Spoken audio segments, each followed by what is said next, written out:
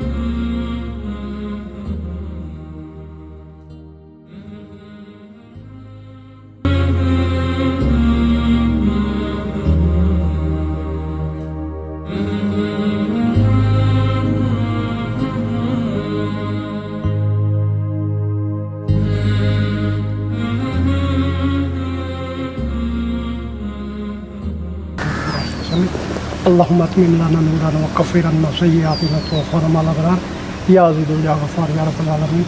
صلى الله تعالى على خير خلق محمد.